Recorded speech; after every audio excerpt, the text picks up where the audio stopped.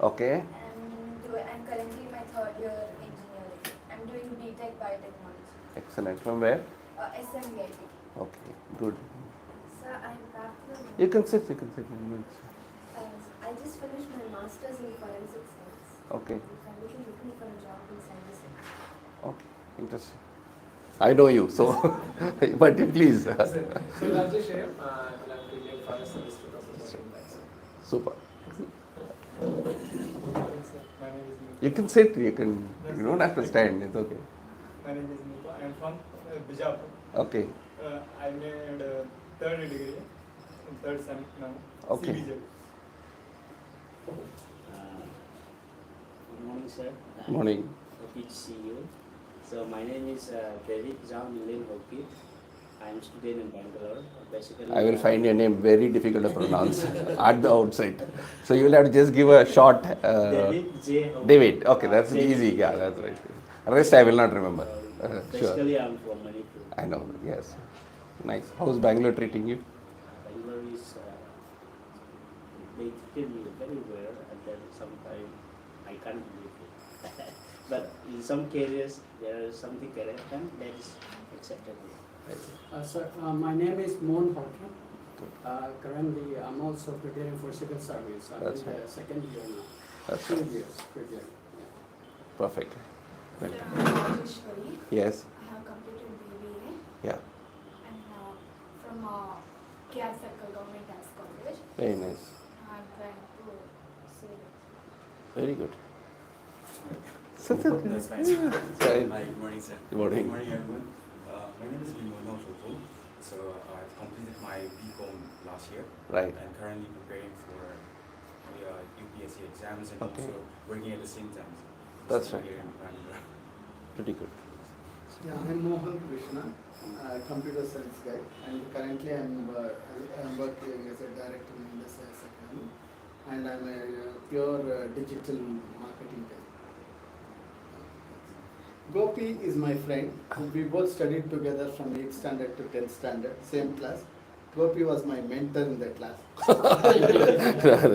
So later he went to architecture, then he did an urban planning, and he has handled big projects like Hatti Goldman's sub-regional plan, and he was also involved in master plan for Bangalore 2015, Yeah. and many which I don't know, many projects he did, and he's an advisor to airport authority also, and he's also technology, legal. He's a computer science. Anything you ask, he can do. And No, I think I should. Code also. No, if you tell so many things, then everybody will be very Yeah. confused with it. I will make it very simple. Welcome. Okay, thank you very much. Okay. I come from I was born, brought up in Bangalore. Should we start rolling? Yes, start. Okay, we can start. So I think. This is just a shawl to greet you. Oh, okay.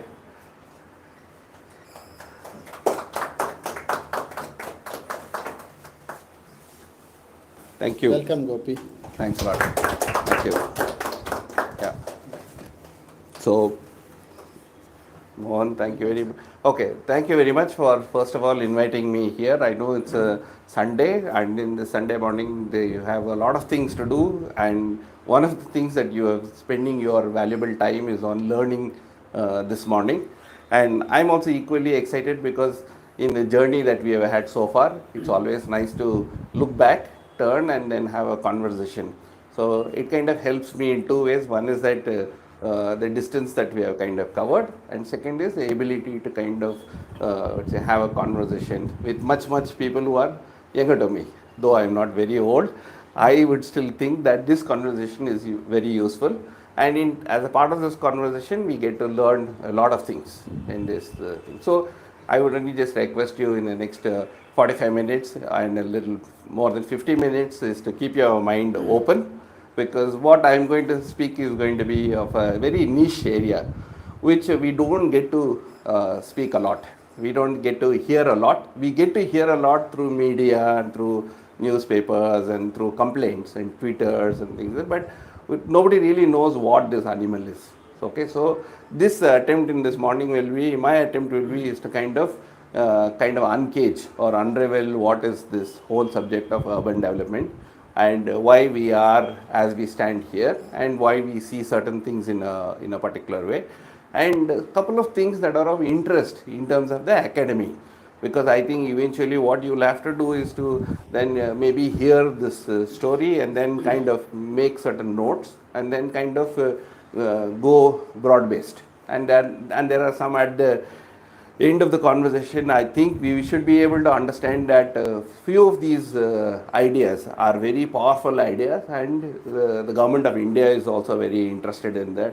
State governments are interested, the citizen groups are interested, and eventually you yourself will be kind of interested in this idea, and many of these ideas will then reappear in form of questions in your examination, whichever examination you are pursuing. So I want to bring that some kind of currency at the end of my little talk. So that is my, I think that is what I have thought about I should be doing this morning. If you think you should change a little bit the course, I'm also welcome to it. So at some point you can always tell me, we can make some things more relevant to what you are kind of aspiring to do, right? So just to go back, I think Mohan made a very short introduction, but then my name is Gopiprasad. Okay, I was born, brought up in Bangalore, and then I went to do my studies. I did my basic bachelor in architecture in Regional Engineering College. Then it was called Regional Engineering College. Now it's called NIT. And then I went to do my masters also in urban design. But during this course of study, my pursuit and my interest has always been the fascination with cities. What's the city phenomena, what is the urban phenomena, and what is going on in the cities, how we live in cities, and what's the future of cities. So this has been always my interest and thing. And then there afterwards, for about 2 decades, I've been in the industry.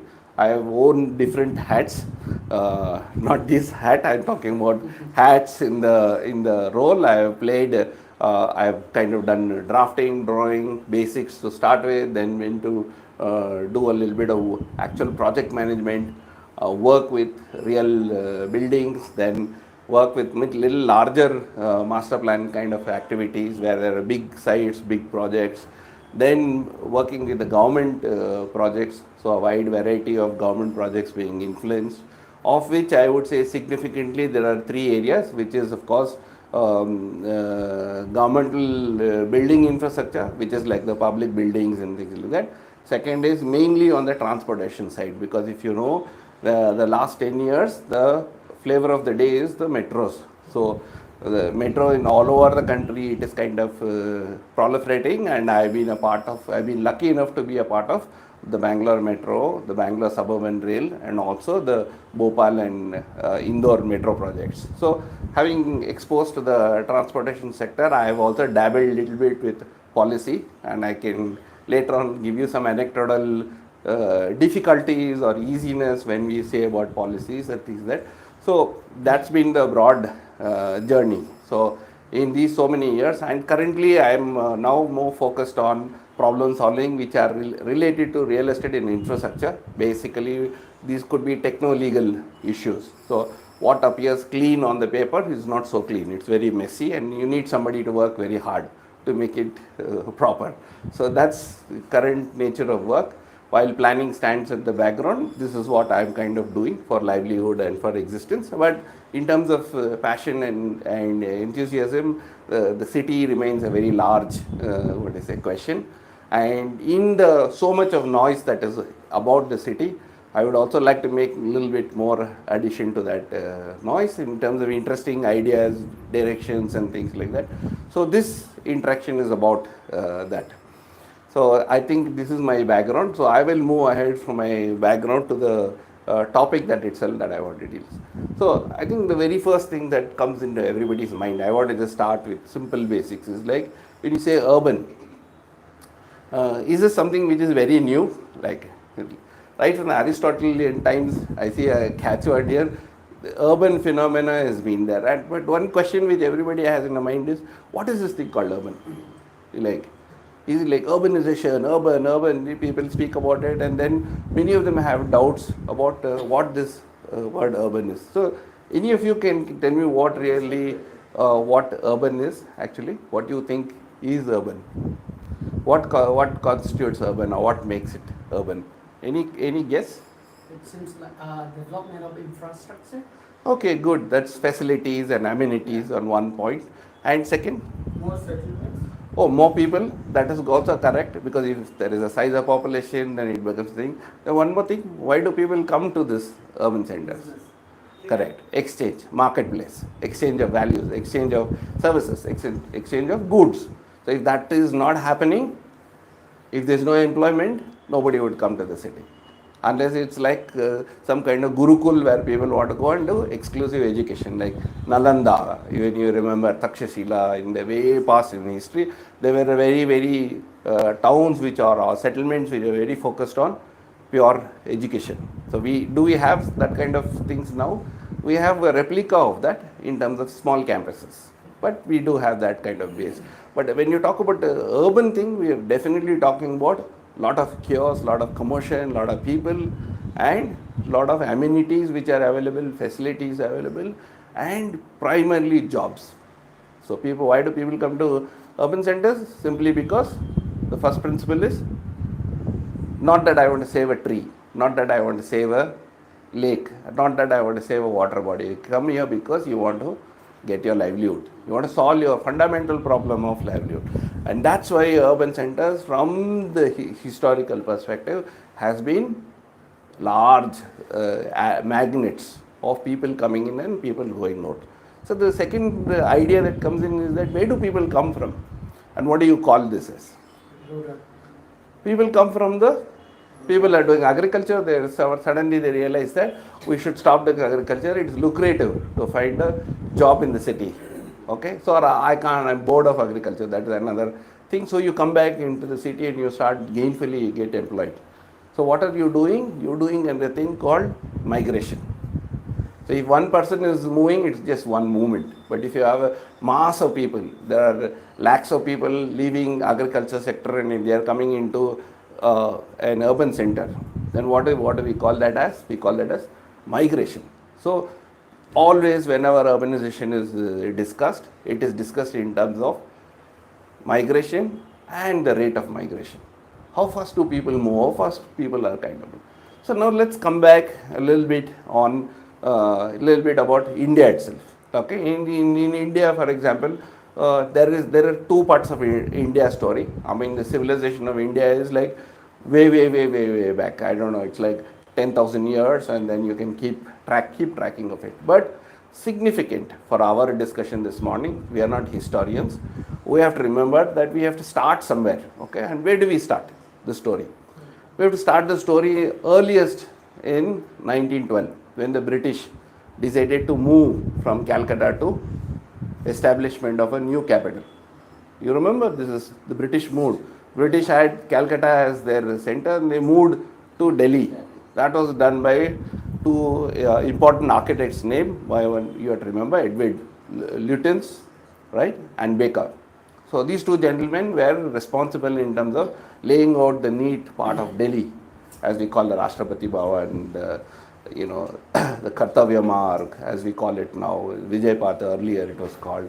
But the whole little bit of monuments and things like that. That was the new city which was set up as Delhi in 1902, 1903 to 1912. So when it formally kind of moved to Delhi. So that is just one little background. Then after that was the 1947. So in the 1947, what happened? India got partitioned.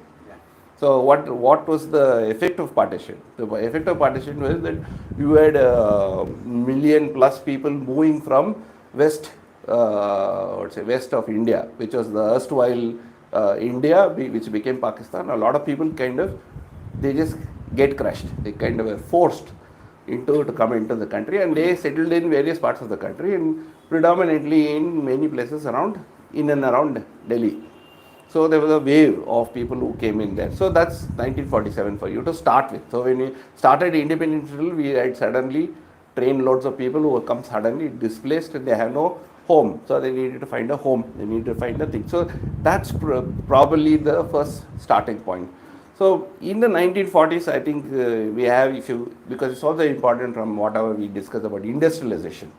what did Pandit Nehru think about industrialization? He said, modern India can be made with what? With the modern temples. And what is the modern temples for Nehru? Yes, it was not IT sector, it was that time massed big public sector industrialization units. So which are the big industrialization units which have happened? You will remember Rourkela, you will remember Bhilai as that.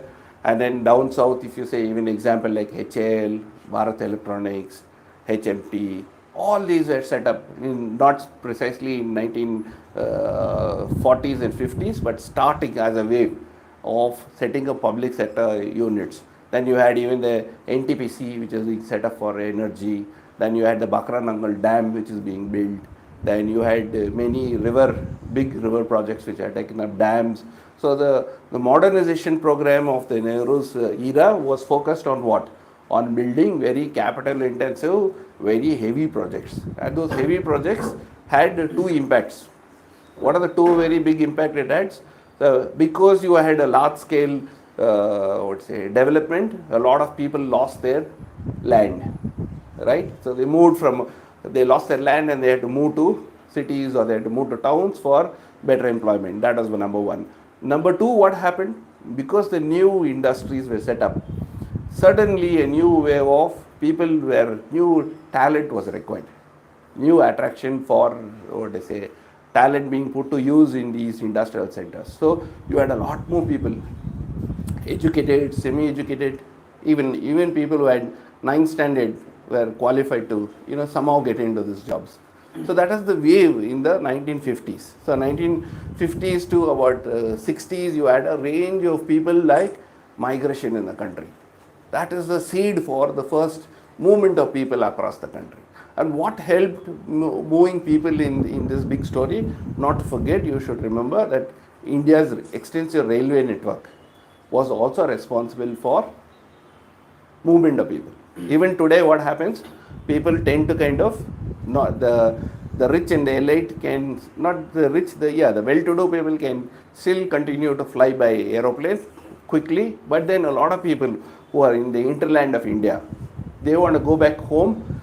What do they go? They take the rail, and the rail is the most supposedly the efficient way of reaching. So railways has played a very important role in this form of movements, and these movements or migration as we call has been regional.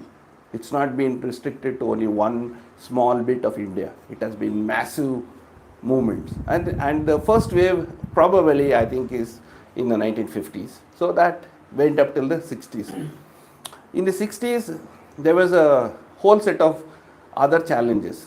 Okay, the challenges could be if you flip, because I think you are broad based in terms of your understanding of what is happening in history. You had the war, then 1962 war, then you had some difficulty in food. We had a food problem. So then we had a dairy problem. We had a whole lot of things. So the cooperative movement started.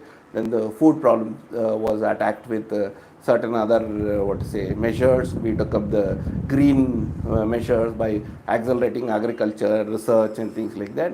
And another very important thing happened was people started thinking that is land distribution itself very equitable, because the issue was on the rural side, what is on the farm.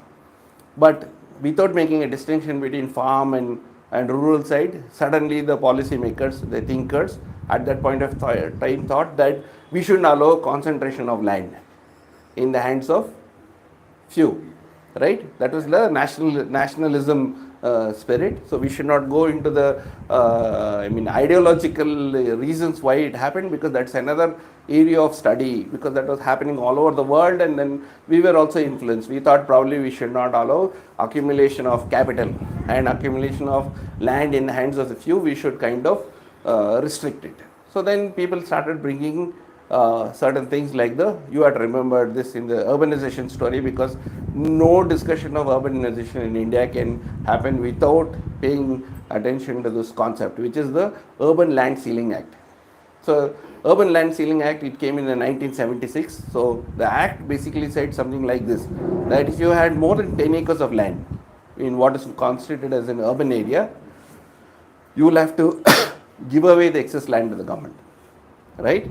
So a lot of urban land, people who had large tracts of land had to give up their lands away, or they had to do what they chose to do as benami, is to find their uncle, auntie, some cousin, somebody, and give away that portion of land and say, this land doesn't belong to me, so the government can't snatch it away from me. So when they did this, what happened to the city?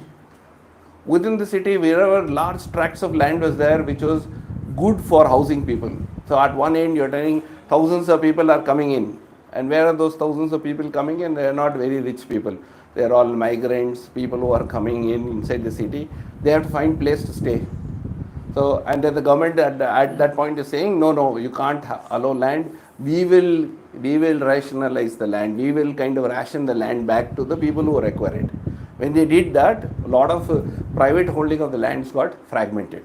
So that fragmentation is also one of the reasons why in the city you don't find large tracts of land in which you can kind of build much larger things. That is the problem of today. But then the problem that time was like this, because they thought it was a great idea to do that. And then what was the government thinking? That the government should start forming what is known as the development board. So if you go back, there is also the 5-year plans, if you remember. So in the first 5-year plan and these things, they said we should start with Delhi Development Authority. We should talk about expansion of areas, because Delhi-centric problems, because there were a lot of issues which are concentrated on the population which came in as migrants. So where do we house them? How do we make colonies? How do we make housing? How do we spread the city? How to do this? So that was one whole question of what to do with the cities there and how to accommodate. So that's a formal approach by the government. So the urbanization story in the beginning, I mean building cities, in that case it was coming from the government, and the government kind of took a role in setting up various boards. For example, today Rajasthan Housing Board, Karnataka Housing Board, then Madhya Pradesh Housing Board, everybody was interested in saying that, look, we have to talk about, like we talk about affordable housing, the boards in each of the states were given the mandates to go ahead and build housing for the segment or the people it needed to kind of address. So that is how you had the government's intervention of taking over the land, trying to build something in that, and they did that. But when they were doing this, they also realized that the story is very, very small. That if you have a city of 1 million people, they're only bringing some 400 houses in a year. Okay, and 400 is very exclusive. It's elite. Why you are calling it exclusive and elite? Because all amenities are going into that place. But if you see the city or the town is imbalanced. Why is it imbalanced? Because there are lakhs of people who have come as squatters. They have come there. They have taken one bag. Somebody is living in Kolar. He says next day morning he thinks Bangalore is good, so we will just take the bag and come to it. So like that, you had from north, you had from the east, you had west. Not only from in Bangalore, all across India we have this kind of pattern. Everybody getting to everywhere, wherever there is job opportunities. Places like Bombay and all those things, acute between the 1970s and 80s, acute infrastructure shortage in terms of housing. So housing was just like people were living out. So that's why there were so many good movies made during that time regarding house and the social value of the house, the emotional aspect of the house. The house thing itself become like a movie subject. Imagine, and so many people made movies, and they made people, apart from going through their pain, they paid for the ticket and they went and saw the movie, thinking, oh, this was the problem we are also facing. So that continued. So this acute shortage of housing caused what is known as the squalor, or what we call as squatter, slums. So why did the slums happen? It's simply because the slums happen with a mix of these things. More people coming in, they don't have the money to kind of buy a piece of land, build it. They don't have a place to rent and stay. They don't have a place to kind of go. And the city holds the promise. It says that, beta, you can become better. Come here, we'll give you, this is the gold mine. You have reached this place. So people came here, and lakhs of people who came in here, they created and with the fragmentation of the land, many people started there. That can be a very interesting story, like so many slums, so many things. And then suddenly the government woke up in the 80s and it saw that we have so many slums. What to do with the slums? What to do with the slums? How do we tackle the slums? So the whole idea was that we didn't go back to the core problem of releasing more land, servicing more land, expanding the city, allowing the efficient supply of land, because land is controlled by something else. I will talk about it. But you have to understand at this point of time, so many people came here and it's all slums, and these slums are not going to go away. So then there is a set of schemes which the government formulated. Now they said enough of board and enough of these things, we have to now bring slum development board, slum clearance board. So the idea was that somehow people came up into the city, now we have to recycle them into proper housing. So we have to clearance. So there are boards in all the states we have, wherever in India you go, you will find one slum clearance board. So what is the purpose of the slum clearance board? Is to identify slum areas, give them the basic infrastructure and basic supplies, and then soon find them that they will migrate, not migrate, kind of move into a proper housing. But did that work? Not sure.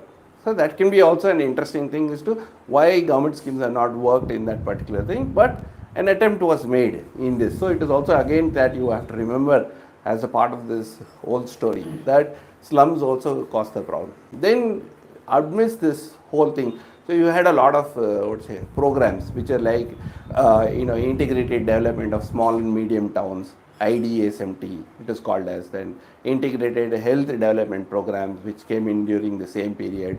All of that were focused on that this is the city, this is the existing thing, we should do something about it, and then try to kind of use the spanners and the tools which are there and make this happen. So this story was, it didn't go too far because the issue was still the cities are like growing, big, more people are coming in, more jobs are required, more infrastructure is required, and transportation systems are inadequate, water supply systems are inadequate, and this whole thing. So I'll just pause here because I think it's very important. While we speak about the problem, we have to understand what is the urban story in terms of the constitutionality or the structure of in the country. Because now we talked about what happened like that quickly. Now I have to come back and say, land, for example. Land is a state subject or a central subject? Concurrent, but predominantly urban land and land related issues are lying in the domain of the state. Very good. So that's a very, very significant thing. While we talk about all other things, the land component is managed by the state. The state is responsible for this. And in terms of administering the areas within the urban areas, what is the structure again? In the structure is like threefold. So you have the center on the top, and then you have the state which manages certain things, and then the last thing which came in, which is as the 76th Amendment. What is the 76th Amendment in the Constitution? 73rd Amendment, sorry, not 76th. 73rd and 74th Amendment. 73rd and 74th Amendment constitutes or is related to the decentralization, of powers. So it brought in equivalent of gram panchayats in the rural areas, right? So the third or the final delivery responsibility is on the third tier, and the third tier is the gram panchayats in the rural areas, and in the urban areas, what we have? Corporation. Yes, there is a problem there. So the corporation itself is visualized in the 74th Amendment very differently. It is seen as a much more closer to the citizens. Just as how you have representation coming from the rural side, where the gram panchayat, there are like for a certain set of population, there is a certain person who's elected, then they have the small committee, then the committee sits inside the gram panchayat, then there is a president, there is a secretary, there is an executive arm, there is also the fiscal arm, there is also the so on and so forth. The same thing had to kind of happen in the side of the urban side. But did it happen in the urban side? No, it didn't happen, because then we chose to do what is known as the city corporations. First, the municipalization. So what we had as the city improvement trust boards. That's very important, because even Bangalore, for example, it had a CITB. The city improvement trust boards were formed in the 1960s and 50s, and then thereafter it got converted into what is known as the development authorities.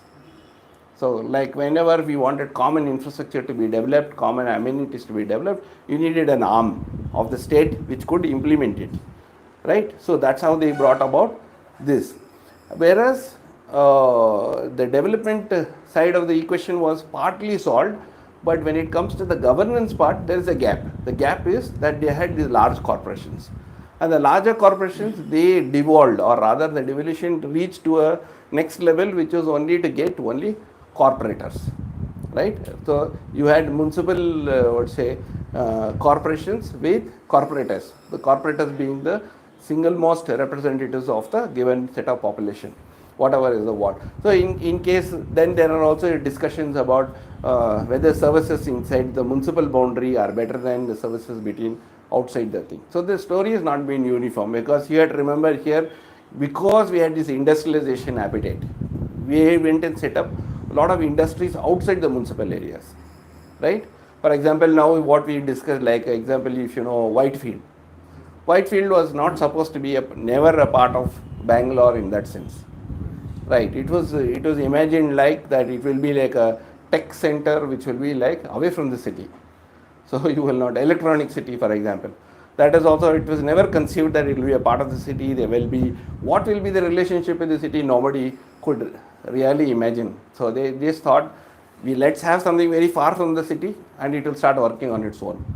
But that's not the truth. It has never happened like that, and that is the recurring story across the country. So you will see pockets of the city which would have leapfrogged. There's a word called leapfrogging the municipal areas and going away into that area. And now imagine a sizable population living around that work center.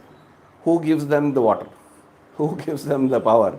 Who gives them the permission? Who gives them the basic amenities? Who takes care of the birth? Who takes care of the death? Is that the Gram Panchayat, or it should be the corporation? Corporation says, no Baba, it's not our job, it's beyond our municipal boundaries. And Gram Panchayat say that, who are these people? When did these people come in? For instance, we had one place which I don't want to give you a name. The population of that Gram Panchayat is only 500. And the real estate development which is happening is going to get 2,500 people, right? So what happens to the Gram Panchayat? Who represents the actual requirements of the Gram Panchayat? So these are the issues. These are some of the challenges which are there around this. So coming back to the point in terms of governance, now we see this is the problem of governance. If there is somebody, like I am saying in a very simplistic manner, but if you see there is a lot of literature, a lot of theory, a lot of people who talked about it, writing about it. This leapfrogging is a very big problem. So you keep on thinking the city will grow like this, center in like this. Suddenly you see one more place that is developed, and that those fellows are very happily living there. So it is spread, and because people are living there, other people are also developing all over the place with permissions, without permissions. So who gives permissions on how the city should develop? It will be the planning authorities. So you have a set of planning authorities again, which is the responsibility of the state, right? So the state in itself is managing land, it is managing planning, right? It is managing governance to some extent, managing the sense it is enabled the governance, and it is also managing infrastructure through various parastatals. For example, when Bangalore became from 225 square kilometer to some 500 square kilometers, then they said, oh, we should have the Bangalore Water Supply Board, BWSSB, which is a specialized board which will take care of the water supply needs. Then we should have a transportation corporation which is called a BMTC. Okay, so on and so forth. It is all in response to what is happening.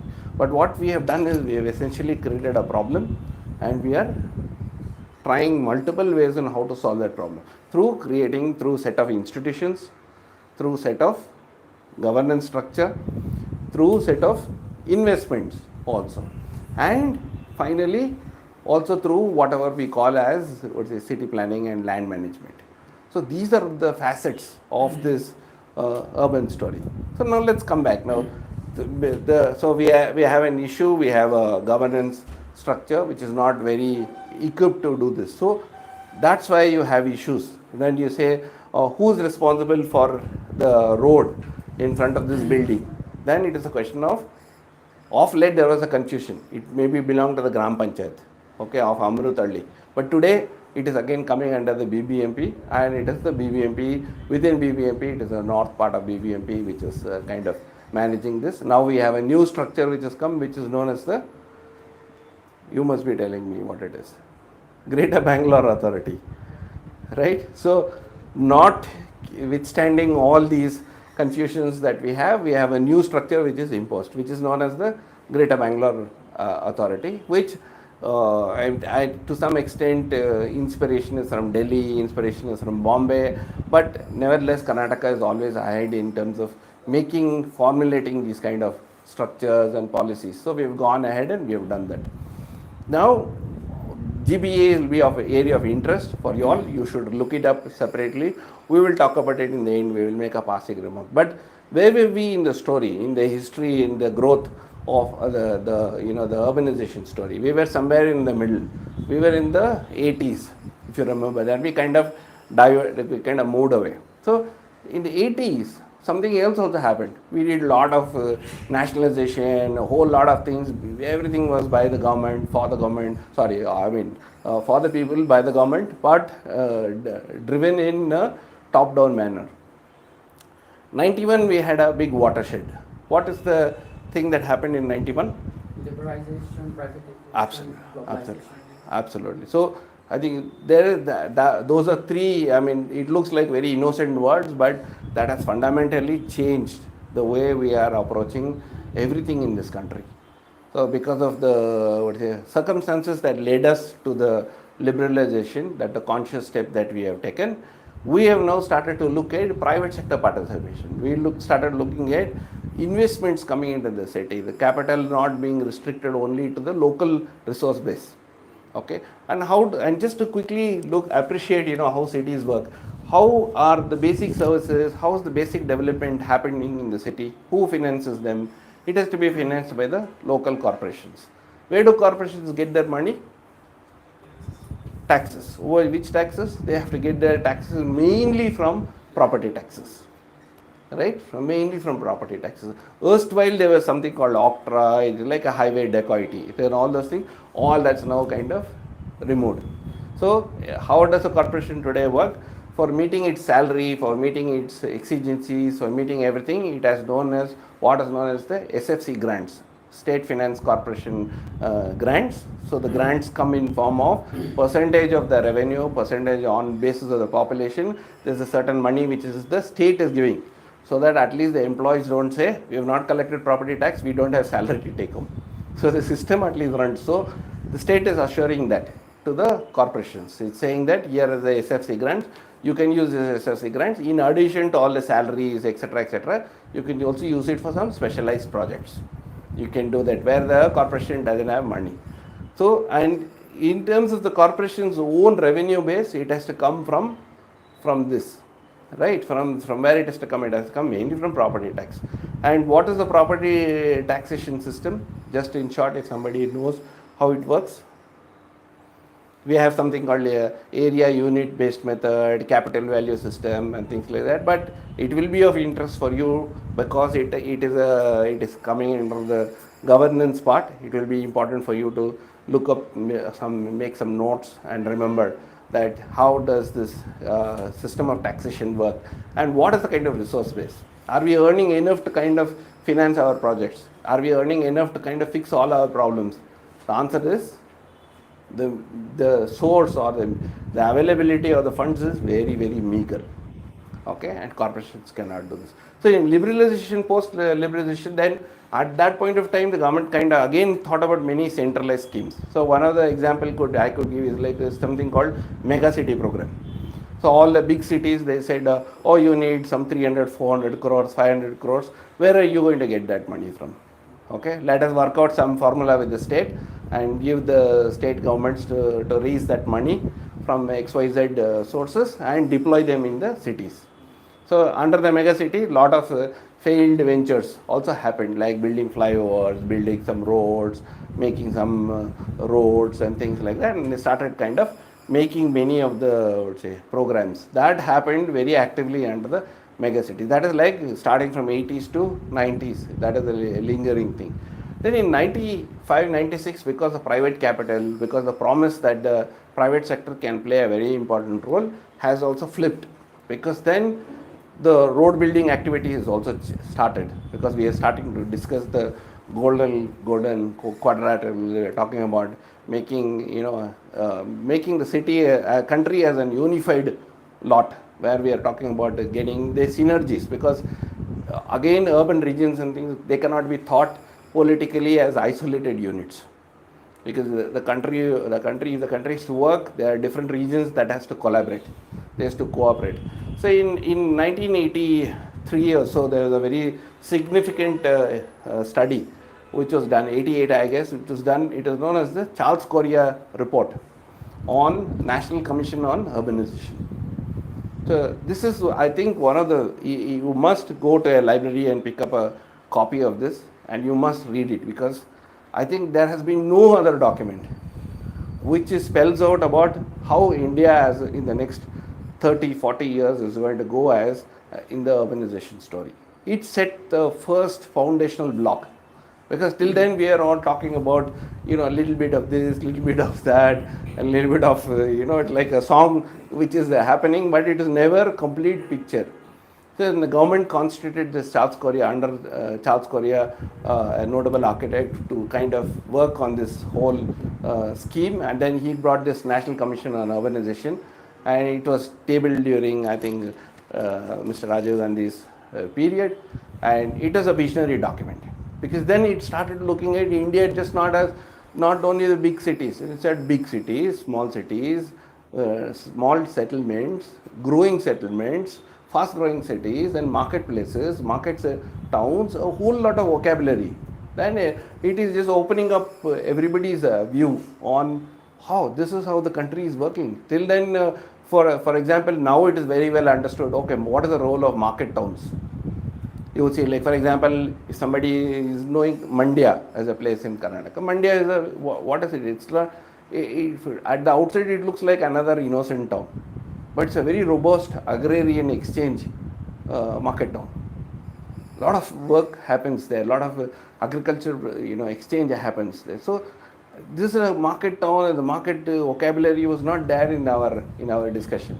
We were only talking about slum, we were talking about some housing, we were talking about how to squeeze more people inside. But the vocabulary of the urbanization started with the National Commission on Urbanization. And it's a very, very important, part. That gave you a theoretical base as to how to imagine India in terms of the urban story. And that's why it's very, very important. So when they looked at this, there's also emphasis on regional planning. So if you see 1960s and 70s, a lot of people are talking about, because the regions are getting impacted. For example, when people did Bakranangal Dam, it's just not one dam. It's not just one area where people are discussing downstream. There are some people who are going to receive water, they're going to do agriculture. Upstream, somebody is going to do something. No. It's going to be a whole set of things. It's going to be a whole set of ecosystem which is going to work. Though they never used the word ecosystem that time, now the language has changed. Now we are talking about ecosystem, we are talking about linkages, connectivities, whole lot of things. But regional planning concepts in India started to grow.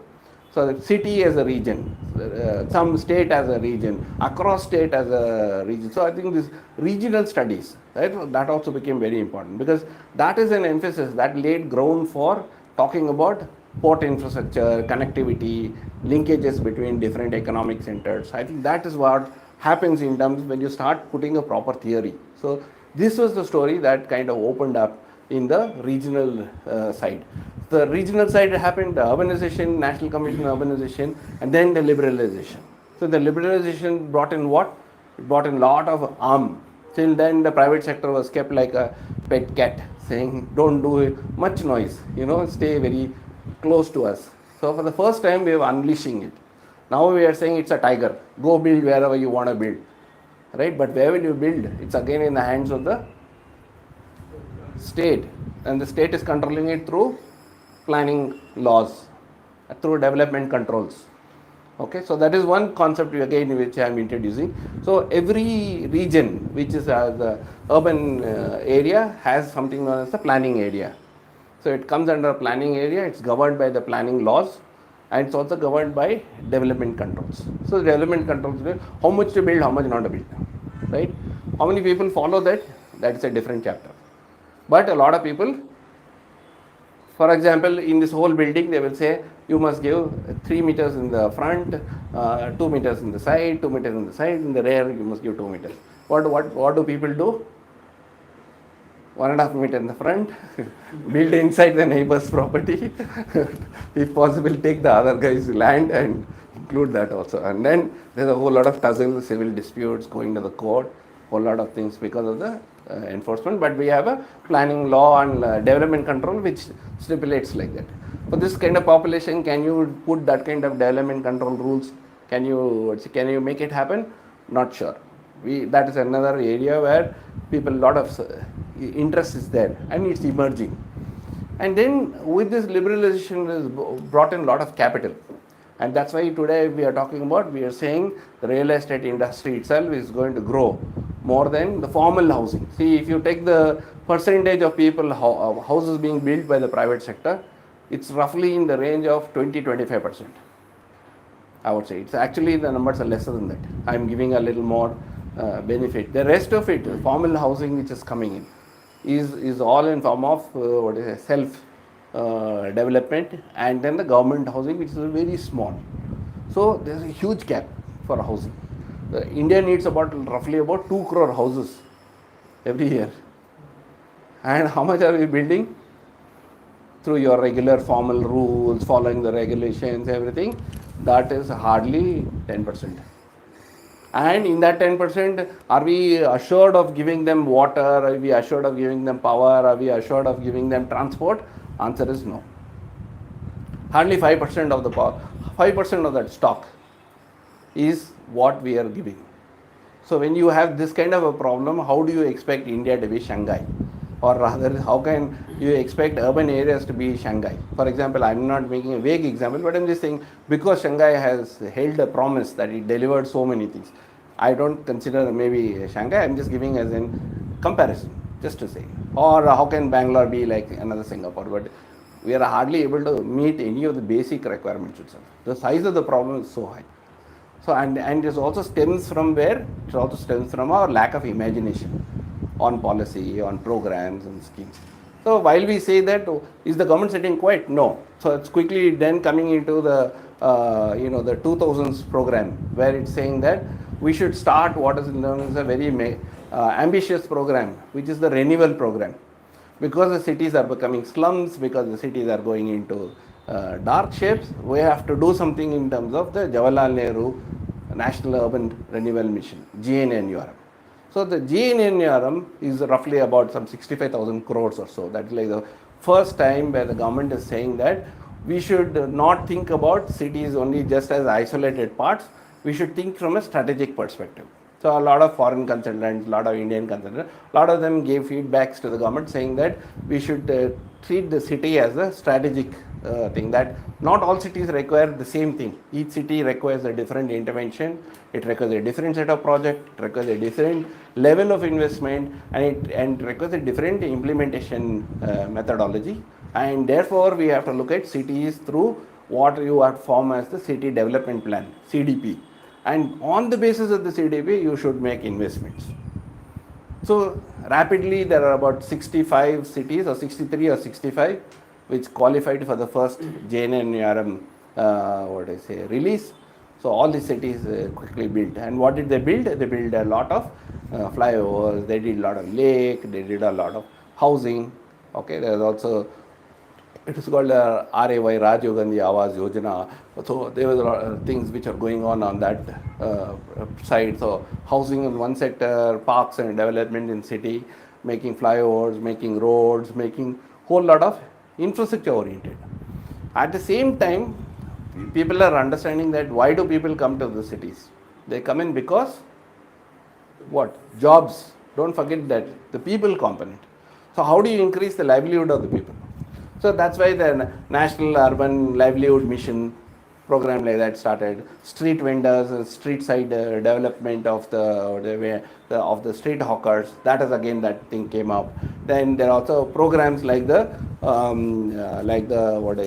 slum, what to say, development in terms of under the RAY and the scheme, how could we subsidize housing and give urban housing. So they started building a lot of things those are the highlights of the JNNURM. Was the JNNURM program very successful? Though it ran for 10 years, it had some success. It had out of some, so many projects, out of some 600 DPRs or so, it had some 60-70% hit. And then in terms of implementation, of course, there are a lot of funds that could not be utilized. So the moral of the story was that there was a lot of money available, but only the capacity for us to deliver on the ground. And then regions, some of the areas, also disparities in the way how we implement it. For example, in some parts of India, we've gone very fast. We have exhausted 100% of the funds. In our places, we have just been unable to kind of even make 20-30% with great difficulty. And lot of book adjustments also. It has not led us to a great success. But then people on the ground are hungry. They are saying, where is the results? Eventually, we want results to happen.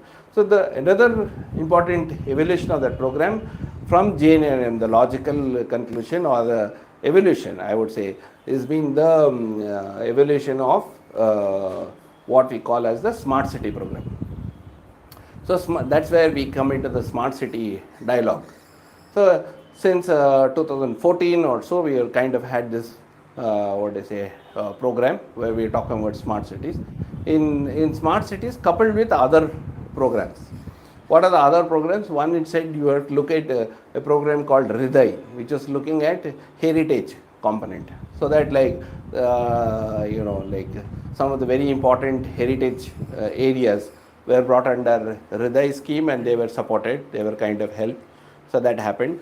Then there's a flagship program called the PMAY, the Prime Minister Awas Yojana, which is mainly looking at providing housing. And how do you stimulate that housing? There will change in the original format where people just build and hand it over to the thing. Here we are talking about a blend of private and public partnerships. So where they said that as a private person, if you want to build a house, you wanted a loan, then you can use the PMAY subsidy linked scheme. So you can build up to 2 lakhs. The government was willing to give you the money. Even now it continues in its second avatar, 2.0. The much more friendly it has become. So house building activity in the country has gone quite rapid. Okay, when you enable the end user to do his work, his or her work, you achieve a lot more thing rather than centralized.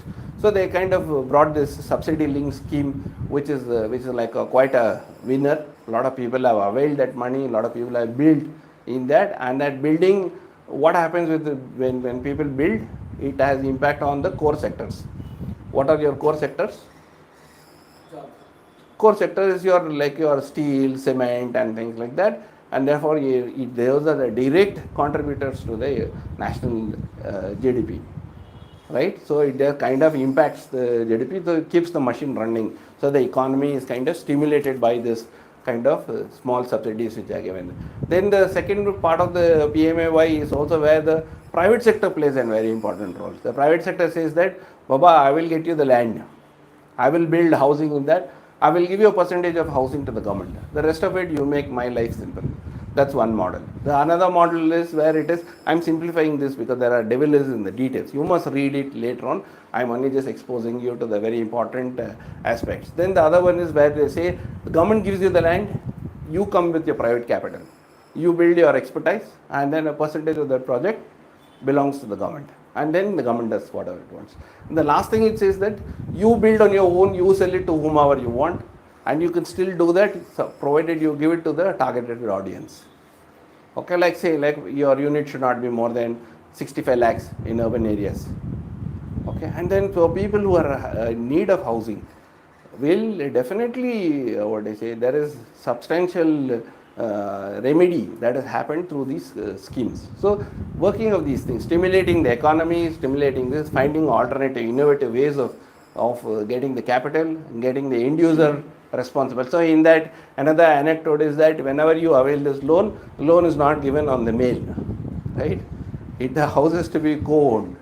For example, we are talking about women and women's participation in that. They are saying that the women also, because whenever the government housing schemes come in, part ownership is with the women, right? So it's there is also gender discussion which is coming in. So they are very actively promoting, if women can take a loan in this, we give you subsidized rates. If women can become a part to your right to the property, we give you this facility. So whole lot of women discussion is also happening along with that. So livelihood based programs, like I told you, all this street vending, this, and then also the Mudra scheme which has come in. That is again linked. Where are the Mudra jobs going? The Mudra jobs are going both ways, urban and rural, and also mainly in urban areas where people are using this money. The schemes are giving you the money. Then the Prime Minister's solar mission with respect to the same thing. And within the smart city, there are three things that are happening in the smart city. What is the smart city? Almost the smart city program is coming to an end, but basically it is focusing on three parts. What does it say? You do one thing is known as the retrofit. Take the bad areas of the city, identify that, and retrofit it with all the amenities and infrastructure. That is one part of the story, right? Like, so many dilapidated areas are there. How do you improve those areas? So do that retrofitting you see. Second thing you do, what you can do is do new area expansion. You want to kind of add some area to the city, think about how that new area can come, what kind of services it will require, what kind of transport it will require, what type of water it will require, what type of governance will happen. So all this in the new area expansion.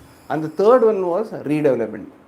For example, you had a large tract of government land, like some old dairy which has been disabandoned in the center of the city. So can you allow that to be redeveloped? Can you bring fresh housing inside? So that's another aspect of redevelopment. So the smart city in line with what? In smart financing. So who is to finance this project? Who is to do this thing? Not the government. Government doesn't have much money. 50% of the burden will be made by the state. And the state is also saying the burden of the financing will fall in the hands of whom? Municipalities. And the municipalities is saying burden of this whole development is also the private sector. So we can expect the private sector to raise money, come and deploy it and build it, and given some facilities. At the same time, the municipalities are encouraged to raise bonds. So what is a bond? Bond is an instrument where it's a debt instrument. So you can go suppose you had a very large project, the municipality need not cry to the state government always saying that, oh sir, we don't have money, we can't do this project. No. If you think the project will work, if you think the project is viable, it is technically feasible, subject to so many conditions, if you want to raise money, you can go and raise money. And that has successfully happened in many places. Ahmedabad has raised some money. Bangalore itself raised for its bond road. It was one of the earliest starters. So like that, municipalities are given now powers to go and do that. So that means a lot of fiscal discipline, because once you borrow the money, you have to return back the money. So you have to be careful about how it's spent. So that's where the whole evolution of the capacity of the municipality is also happening. It is very important to see this thing happen. So, and then the other part is the technology. They are saying, can you develop? Till now, we are only talking about supply.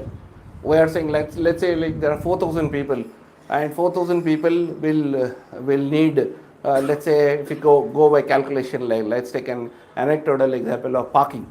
If 4,000 people are there, 4,000 people have cars. So how many car slots are required? 4,000 into so many car slots. So 4,000 car slots are required in that. So that is the supply side of thinking. The demand side of thinking would be is that are 4,000 staying at the same time? Are 4,000 coming at the same given instance, or they are deferred?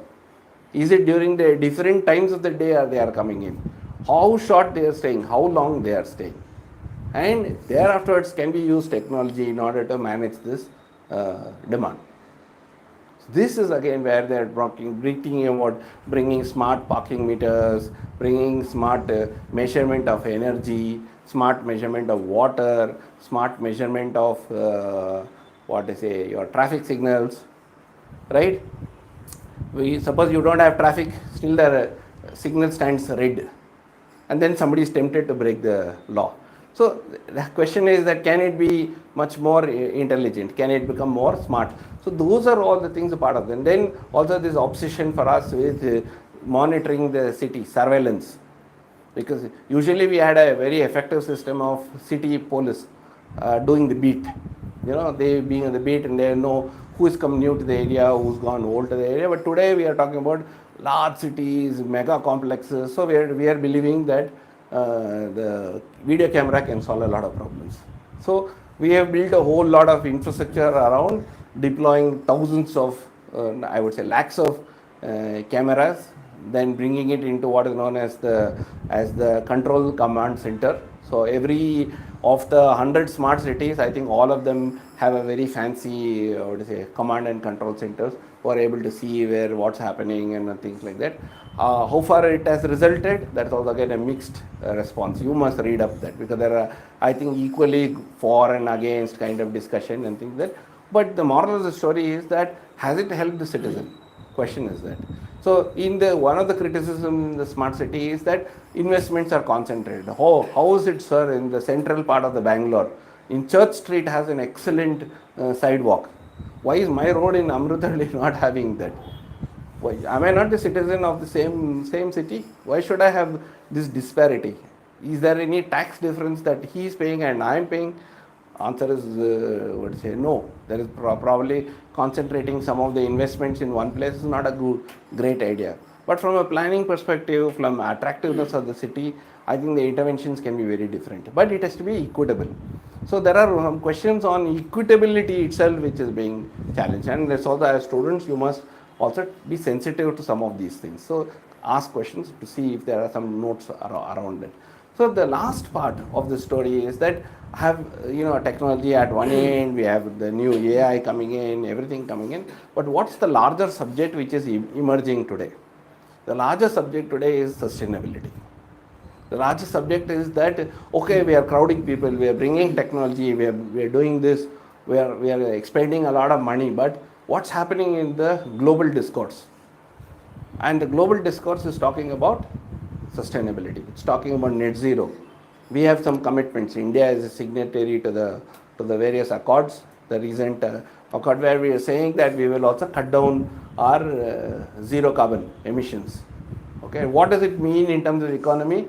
It's like a radical shift from fossil fuel to other forms of fuel.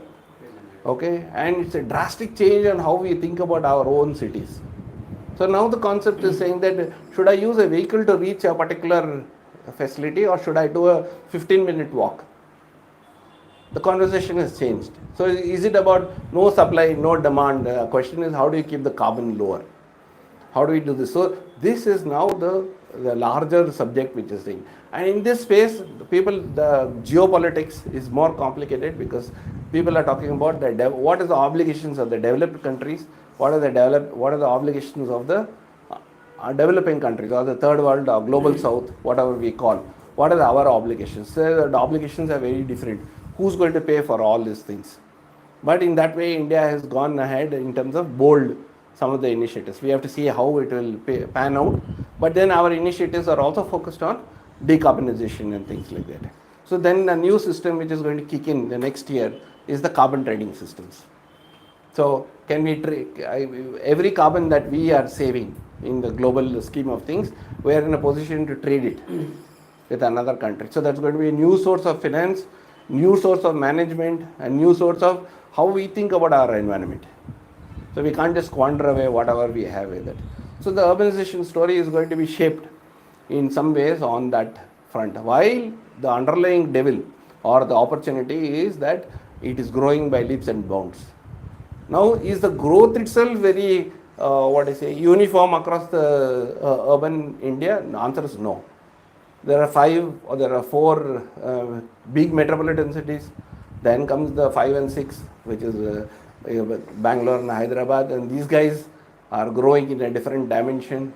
The last decade, we don't have a census, so we can't compare, but we can say anywhere around 40 to 46% it has grown. Imagine 46% of the population just getting added in 10 years. So you understand why so many difficulties are there in crowding, congestions and everything that happens in the economic growth. And the largest number of 1 million, earning more than a million, are located where? In the country. It's not in the NCR region, it is in Bangalore. So I think economic growth, growth in population, explosion has actually kind of and tremendous stress on the infrastructure. So in terms of growth, again, it's very differential. Delhi, Mumbai, and things like that are Calcutta are continuing to stabilize, or rather, they are slightly on the decline. Bangalore, Hyderabad seems to be on steroids. They're like nobody is able to stop it. Now people are saying we'll make new Bangalore, we'll add more areas. So this is like an endless story. This is going to have its own impacts on it. And then there are very surprisingly small towns like Surat, for example, which is throwing up new surprises. Like they're growing fast. They're growing kind of there. So and there are many opportunities for the new set of new towns. So in this discussion, I think it will be important to look up. A lot of people have now begun to pay attention to the story, and now they're saying we should make new towns, we should make new cities, we should make new things.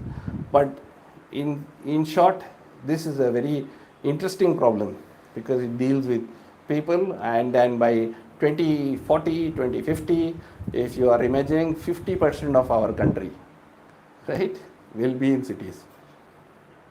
So that is the size of the problem. That's the material for you, and that's all. I think I should stop. I should take questions from you if you have any of these things. But this is one whole story of some 20 books put together as one little conversation we are having.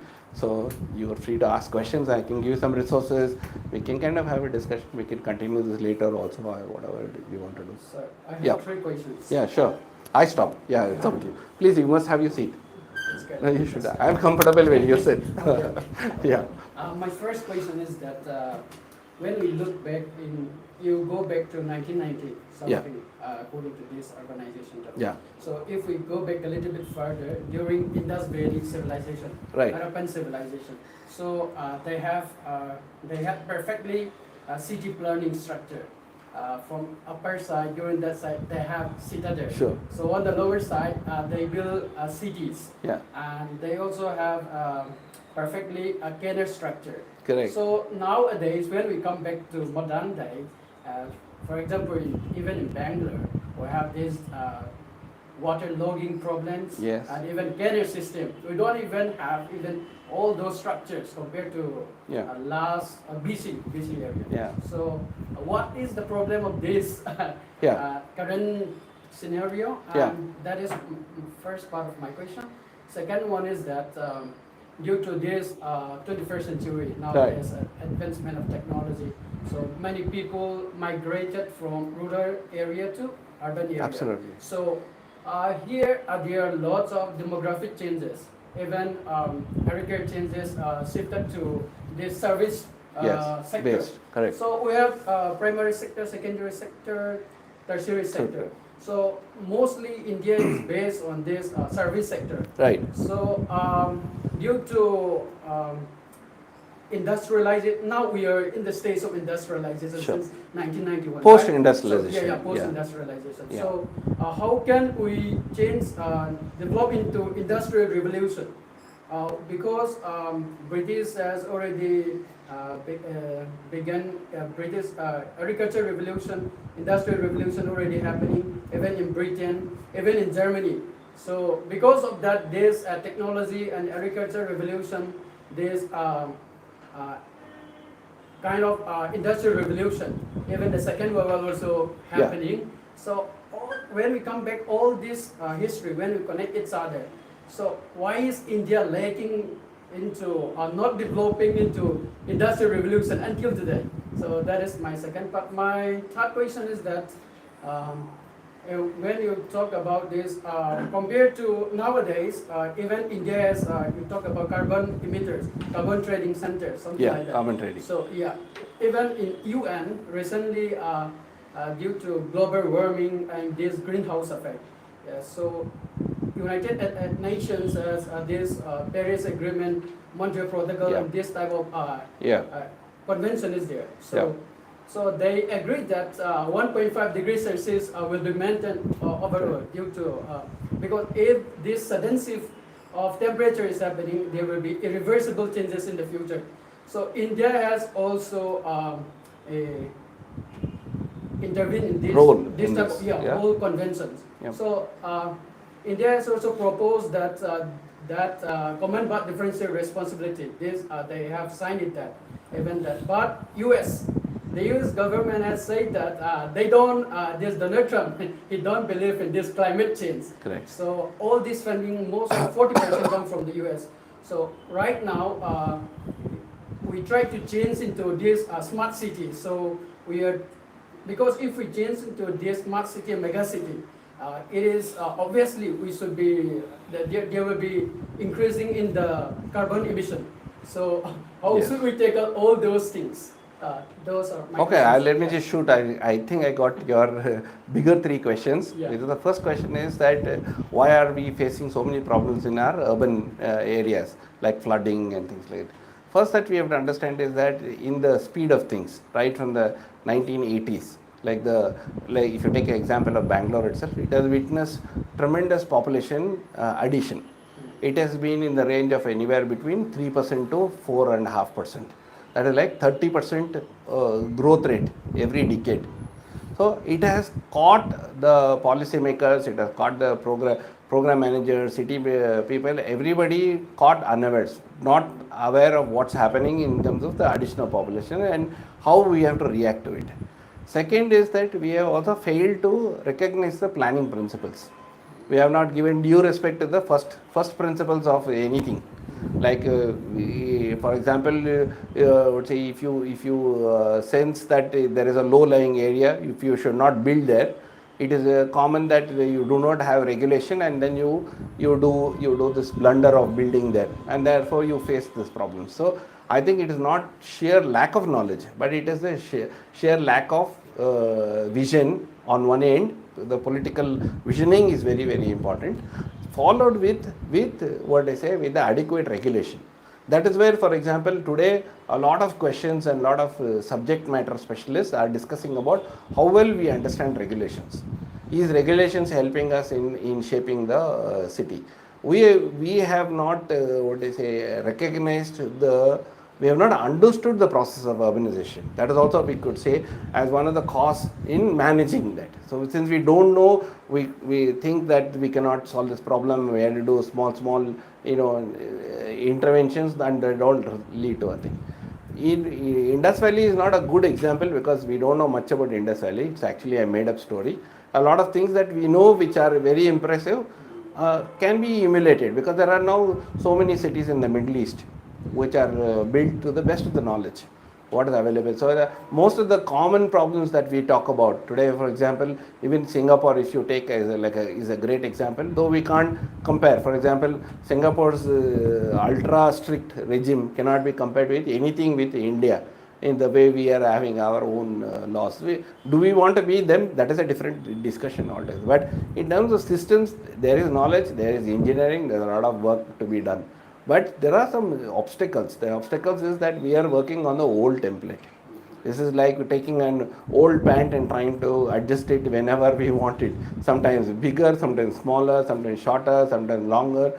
We are doing all these things with our urban cities. So the new imagination for the new cities is that if we can get new bunch of cities inside the country, that is the first part of the answer. And will that happen? I think the answer will happen. And that's where the future of you guys in the next 20 years, you will see that happening, and it will happen.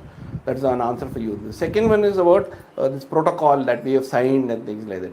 All the smart city, all the things today are talking about, in some ways they are talking about decarbonization. So the climate change discourse is becoming the main discourse. The new cities or the new establishments that we are talking about is also going to be not only new, even the old ones are going to fall into this ambit of climate change discussion. Because the climate change thing is going to be impacting two very important parts.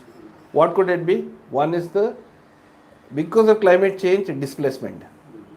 Okay, you are going to suddenly see your town disappearing half into water. What will you do? You have to leave the town. That is a fact. It's going to happen. There is no way you can go back. You may call it climate, you might call it something else, but it is nature, it is taking its own course, it's happening. We are building the wrong places, we have to move. So there is going to be displacement. And second is because the new instruments, the new economy itself is going to be pressurizing us to do certain things. So that is also going to bring a whole lot of discussion. For example, how we treat wastewater. Now, I think in the climate conversation, there is no way that we have to think about recycling of water. Whether we can consume it 100%, that's a different matter. But then we have a path, and the path is going to be like this, and the path is going to be like renewables. They are going to forget the grid, state grid, slowly and slowly and slowly, and the state also will allow you. It will say, okay, you fend for yourself, you guys manage it. Garbage, water, everything, every sector that you are today imagining and struggling today, in the next 10 years will change because of the climate discourse. We are no more having the ability to raise big money to build big power stations. We have lost that both. We have lost both the competency and the capability to do it, and also the willingness to do, because we have so many obstructions which say, or not obstructions, directions which tell us that it's going against the climate discourse. So those are all the pre-industrial model is going to be completely wiped out. We have to now leverage people and leverage technology to make innovation, and that's where innovation for urban India is. It's nowhere else. And regulation is going to play a very big role. The state will become more and more a regulator rather than a person who is going to say, I will deliver. It's going to stop being that. So that is gradually a big shift which is there. So I hope I answered your question. Yeah, anything else? Yeah. We didn't follow the principles. For example, if you take Manhattan, Correct. built on the lake, Yeah. and even Dallas probably built on Yeah. the lake. Yeah. Now the water is logging. Yeah. Okay, we did a mistake. Yeah. But are we doing engineering to Yeah. use this water? That is retrofitting. That's exactly what the smart cities, one of the agenda is, find all the problematic areas and start retrofitting. But retrofitting is much more difficult and it requires leadership. See, one of the shortages that we have in our country is a question of leadership. We have a lot of money, we have some political systems, we have somewhat reasonable implementation capability, we are driven by efficiency, but we don't have, as what we can say, one resource which we lack is strong leadership in all places. How do we navigate people's direction to a particular thought? How do we get it done? I think that is sadly lacking, and that's why many areas are suffering because of this point. Resources is not a constraint actually. Resources plenty. What we lack is who's going to bail the cat. I don't want to do it. You don't want to do it. Who will do it? That's the question. Sir, one more thing. You talk about these PMAY schemes. Yes. So I also know that there are lots of poor people who got this PMAY scheme from the government. Correct. In Manipur. So these governance structures from the government. So even these people apply for these PMAY schemes. Right. But most of them, the poor people who are needed, they don't get it because all these things are already taken away by the administration and Correct. even the chief Correct. in the city. So within the district itself, this money are already lost before it reaches to those who need it. Correct. So this top-down approach of the system of the governance. Yes. So all the schemes, even in India, all these things are noble things. But when it comes to implementation, these things has serious problem. Absolutely. So what is the steps we can take all these problems? See, one of the things is that I think the marked shift between the old housing schemes and PMAY schemes is that there's a lot more, I would say, monitoring, lot more transparency in the whole process. For example, the list of beneficiaries who are going to get into the housing. So I think there is a committee which is formed. The committee kind of makes the short list of the people who are eligible, publishes it. So even the opposition parties get to see it. Even the opposition leaders get to see it. Because I think in our democratic system, I think both the ruling party and the opposition party have a very important, almost equal stake in the success of any program. So unlike everybody who thinks that only the ruling party can get to do things, if the opposition party opposes things, then nothing can get done. So in that sense, there's a lot more transparency in terms of how people are co-opted, how they are financed, because in many cases the financing is done by a direct benefit transfer. like a DBT. For example, in a PMAY, when you apply and when you get this money, you don't have to go to the authority and ask, please give me the money. You don't have to do it. The money directly reaches, thanks to Aadhaar and your bank account, it reaches directly your bank account. And there are a lot of people who have availed it, not just one or two, and not many people have faced problems. So I think that's where there is a sea change in terms of even how the administration is thinking about all these things. Earlier there was a mindset that we have to control and we have to distribute all these things, but they know the cost of doing that kind of distribution is you do a good scheme, but you get a bad name. What's the point? So I think politically also the thinking today is that we give a scheme, we give a lot of people, make people a lot of accountable, and we make it, we get this thing implemented.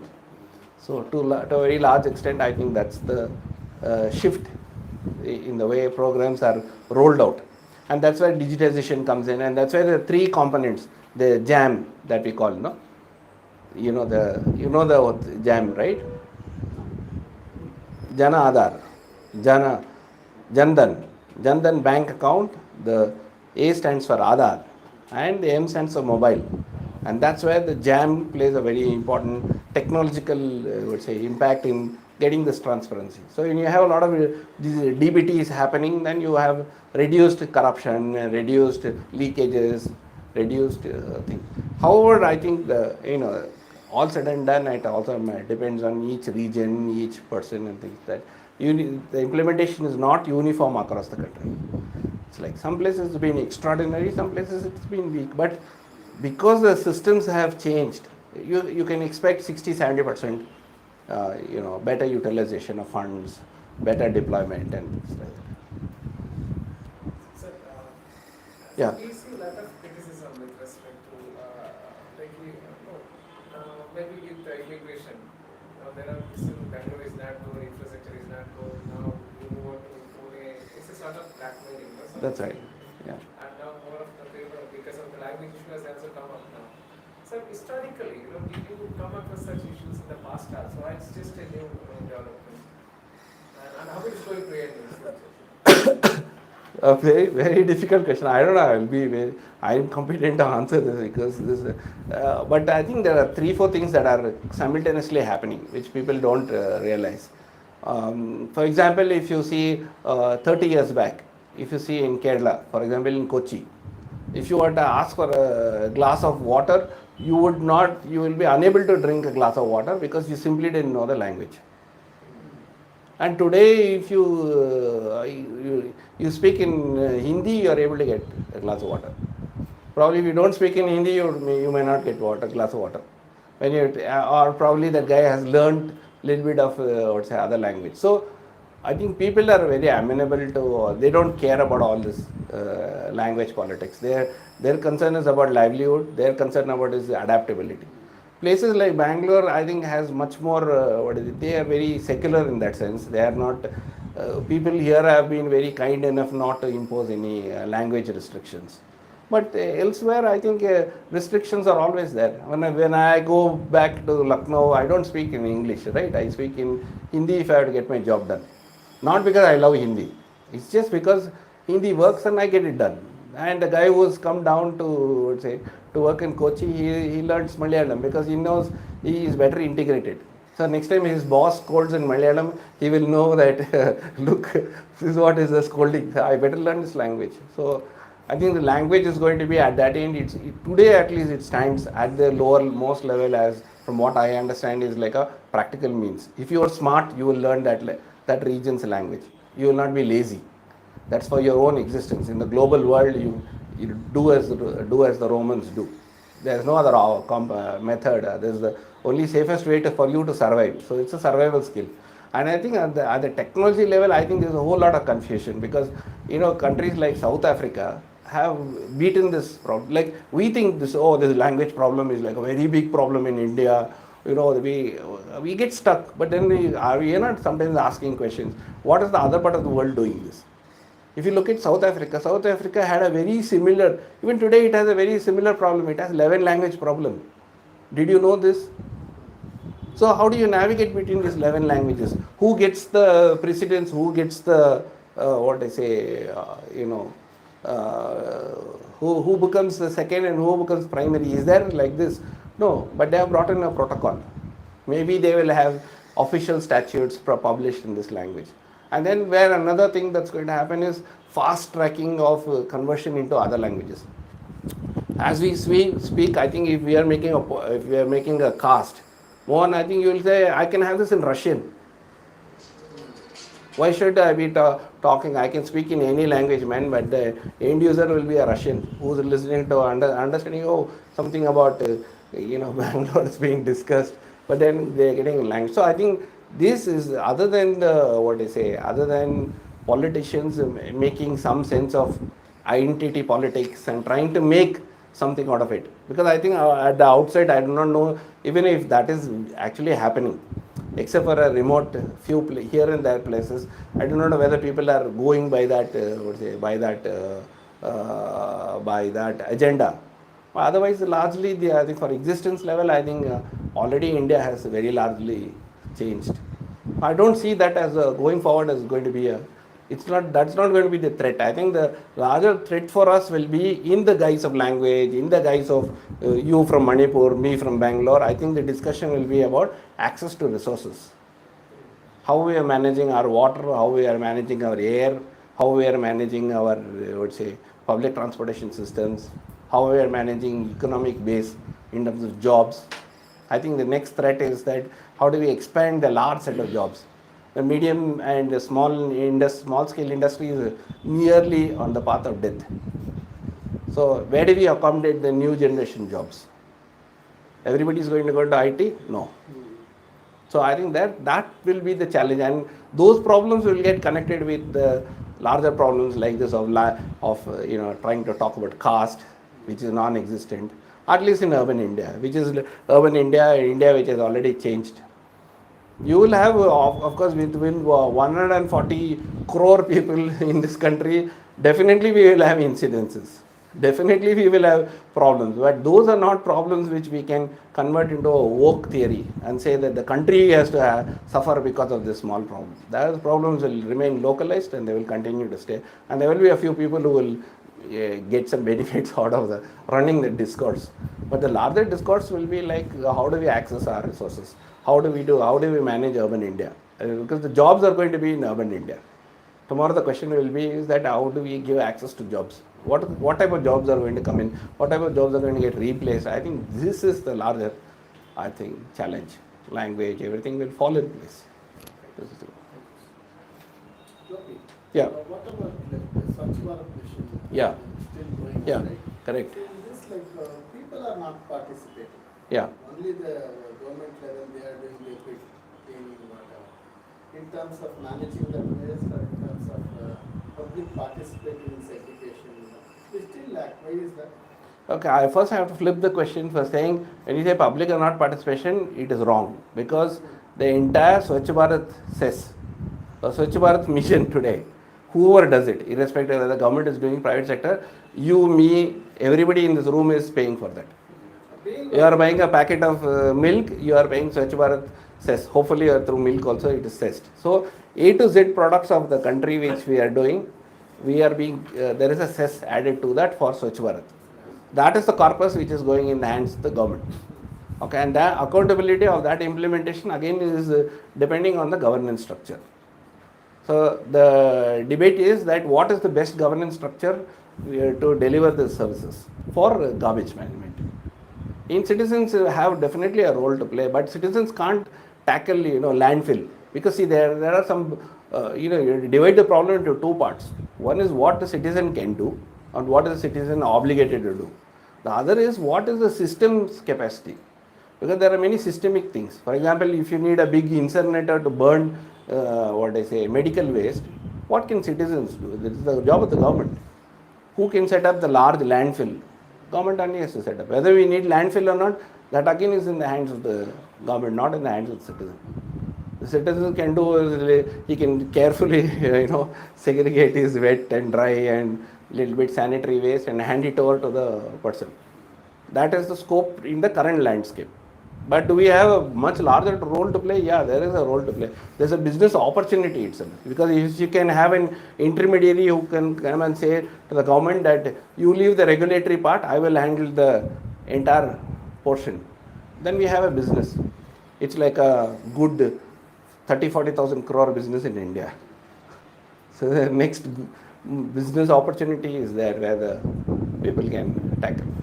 Public participation, I thought not in terms of money as a Yeah. basis. Yeah. But like, am I participating in cleaning a road? For example, every road is filled with garbage. Yeah, I mean, people do it out of conscience. Other is that the mechanism doesn't allow you to integrate the citizen very actively. So that's also one of the failure of the program. You should get citizens to participate. Unless the onus is on the citizens, the scheme won't work. It will work only in isolated place. For example, in railways. If you go to Mysore railway station and see, you will be like shocked whether this is India. This is railway station in Karnataka and in Mysore, like brilliant. It's neat and clean. They've done a great job. Before Swachh Bharat, take example of Indore. For example, I was there in 6 months in Indore. I found this Indore is like a dramatic thing. We could not, I will tell you, if you get out of the bus or train, you could not keep your foot on a square inch of space which was not spit. I'm not exaggerating. I don't know if somebody is from Indore. They don't know. They'll vouch for it. In 5 years flat, the city is transformed.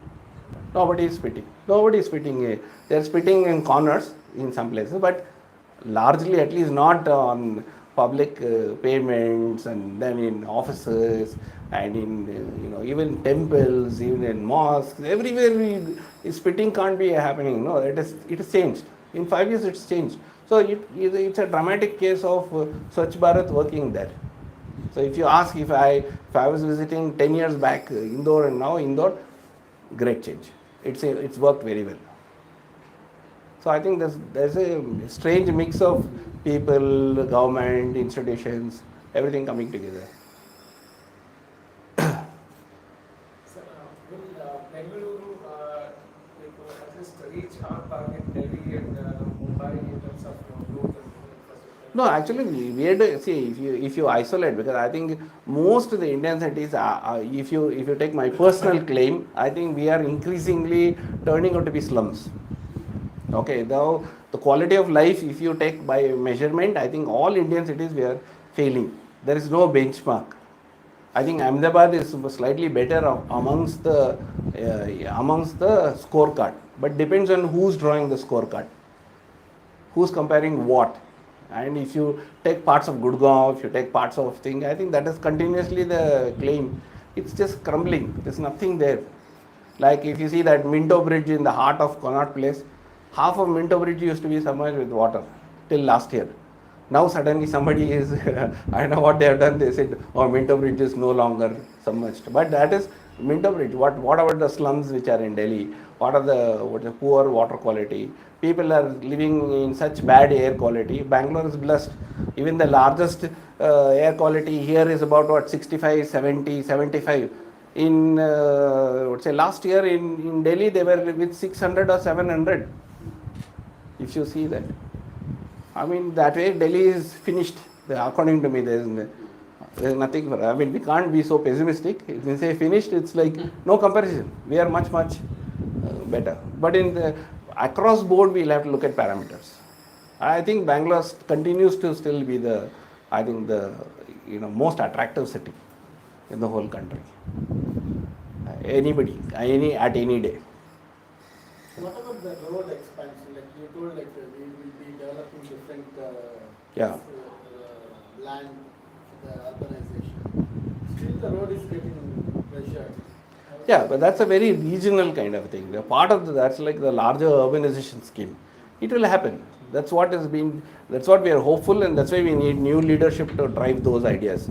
Because India can't just thrive on these existing cities. The story on the Indian existing cities is not over, it will just continue. But it won't be productive. If you want to look at productive jobs, you want to look at productive employment, better paying jobs, then you got to have new cities. And you got to have new investments happening. You cannot run out of this. Suppose I tell my office boy to deliver something. and I ask him to deliver that, the whole day he delivers just only one thing.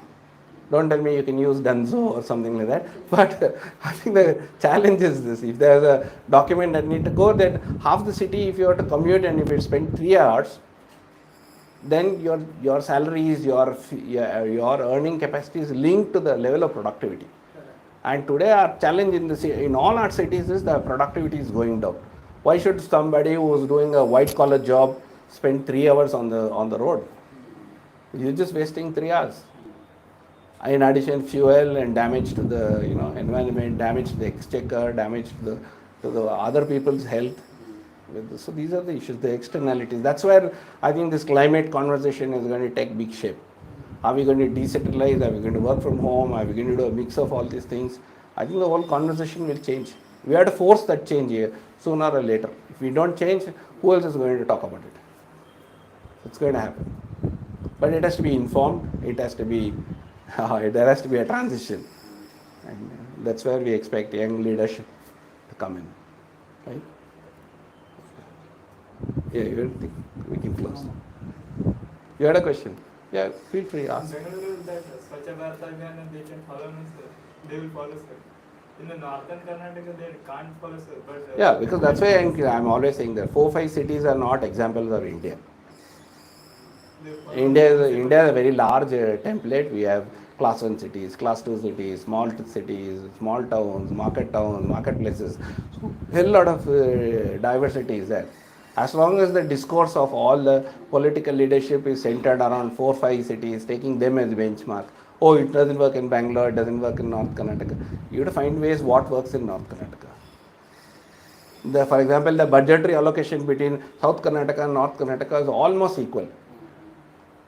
But the outcomes are very, very different. So it's got much more there. I mean, in this conversation, we cannot deal everything with that. But we can say that that's why it requires customization, leadership, many of those things. In very isolated places, young officers have done some extraordinary work, where there is no oversight, there is no pressure on them, but they have performed superiorly well. In some places where there is everything given to them on the table, nothing has moved. Right? So there are many diverse ways of looking at it. Where do we stand, sir, in terms of economic contribution, Bangalore, among metropolitan cities? It is the number 1 city which is contributing in terms of IT and IT. I think it's the largest, other than Mumbai for its head offices. See, Mumbai and Delhi enjoy two different, because all the heads of all the taxation in the corporate offices happen in these 2 places. Delhi, especially Gurgaon and Delhi, because all the head offices, like you take example of Nestle India. Where is it located? It's located in Delhi. You take some other company, I think most of the big companies are located in Delhi, Gurgaon. So the incidence of tax and incidence of filing the tax and remittance is high there. Same way in Bombay. All the big business houses are there in Bombay. But when it comes to export of services, I think Bangalore stands tallest. We have the highest contribution coming from, number 1 from IT and IT related, second from agri oriented, and third is textiles. We have finished all the Allen Solly, Louis Philippe, everything is happening here in Bangalore, which you won't believe. You think we are only the IT thing that's happening. No, these are 3 big things that are happening in Bangalore, and these 3 are superior in terms of value addition, both in terms of quality of the taxes. Imagine a tobacco company posting its tax from somewhere near UP Noida, and a company which is manufacturing textiles and which is finished products in value addition. I think there's a lot of difference in the way the economic value add is happening. So I think rather than the primary, I think the way that which is growing, I think Bangalore is almost like the number 1, which is very significant, and continue to stay with this. Well, you can stop. Thank you, sir. Thank you. Okay, thanks.